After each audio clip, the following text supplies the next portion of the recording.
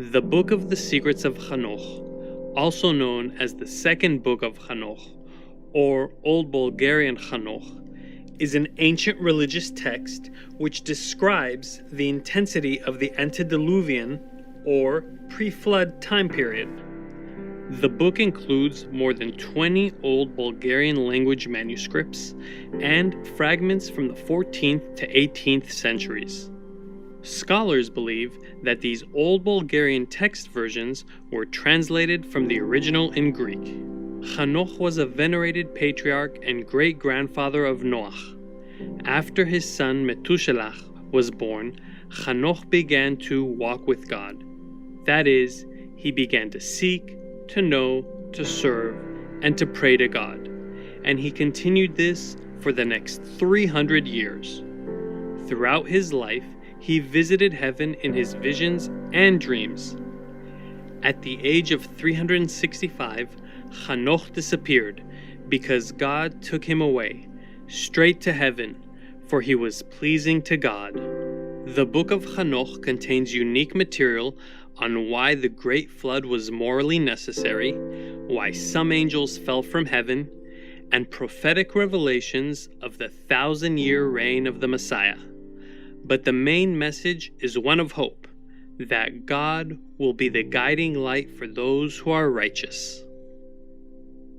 We now continue with the venerated Hanoch's fascinating description of the higher heavens and the sun and the moon's celestial revolutions while blessing the world with their light, a true spectacular journey before ending at the top residing place of the Almighty.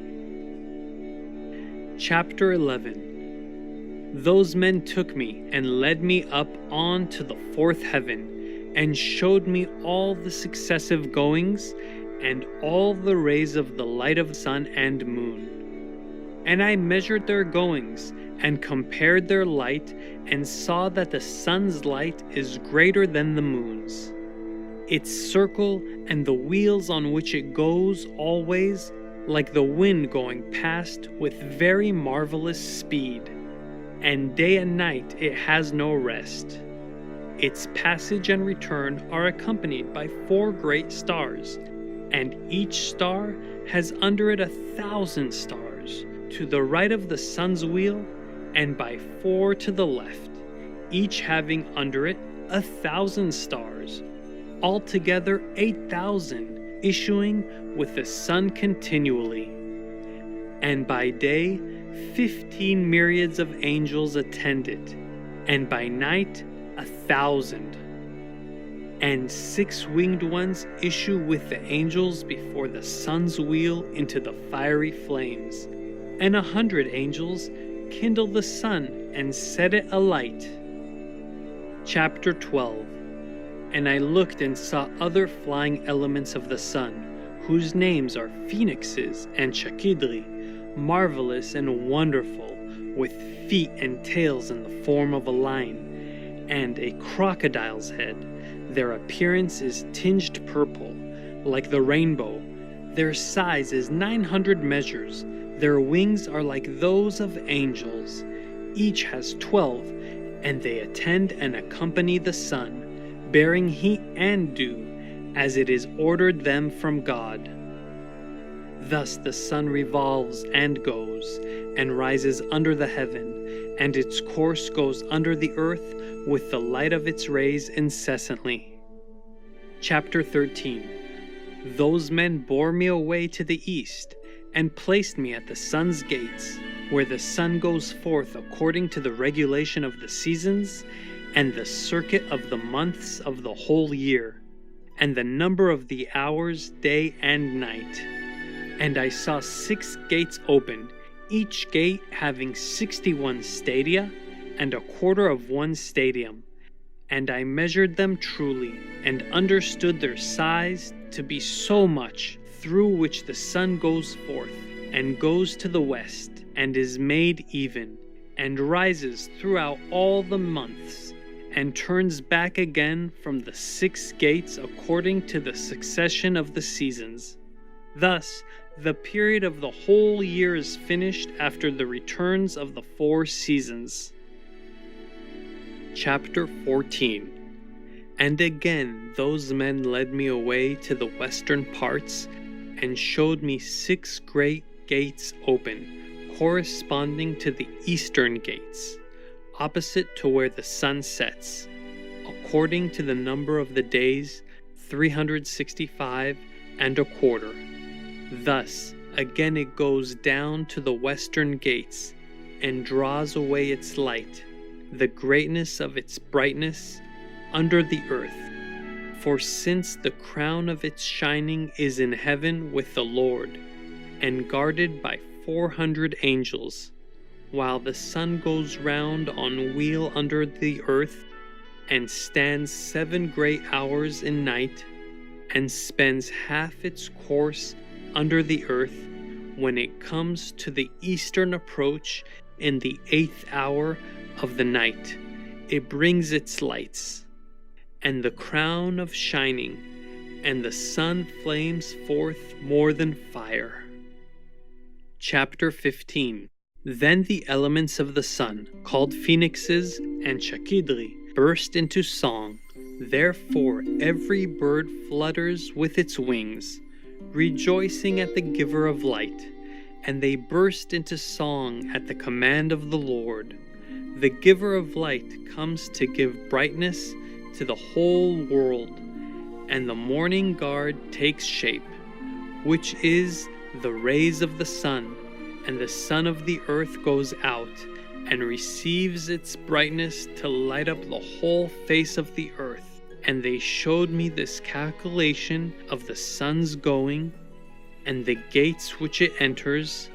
These are the great gates of the calculation of the hours of the year. For this reason the sun is a great creation, whose circuit lasts 28 years, and begins again from the beginning. Those men showed me the other course, that of the moon, 12 great gates crowned from west to east, by which the moon goes in and out of the customary times.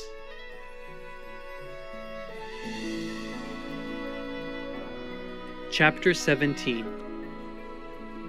In the midst of the heavens I saw spiritual soldiers serving the Lord, with tympana and organs, with incessant voice, with sweet and incessant voice, and various singing, which it is impossible to describe, and which astonishes every mind. So wonderful and marvelous is the singing of those angels, and I was delighted listening to it. Chapter 18. The men took me on to the 5th heaven, and placed me, and there I saw many and countless spiritual soldiers called Gregory, or fallen angels, of human appearance, and their size was greater than that of great giants, and their faces withered, and the silence of their mouths perpetual, and there was no service on the 5th heaven. And I said to the men who were with me, Why are these very withered, and their faces melancholy, and their mouths silent? And wherefore is there no service on this heaven? And they said to me, These are the Gregory, who with their prince Satan rejected the Lord of light. And after them are those who are held in great darkness on the 2nd heaven. And 3 of them went down onto earth from the Lord's throne to the place Hermon, and broke their vows on the shoulder of the hill Hermon. Chapter 19. And from there those men took me and bore me up on to the 6th heaven. And there I saw 7 bands of angels, very bright and very glorious, and their faces shining more than the sun's shining, glistening, and there is no difference in their faces, or behavior, or manner of dress. And these make the orders, and learn the goings of the stars, and the alteration of the moon, or revolution of the sun, and the good government of the world. They make commandments and instruction, and sweet and loud singing, and all songs of praise.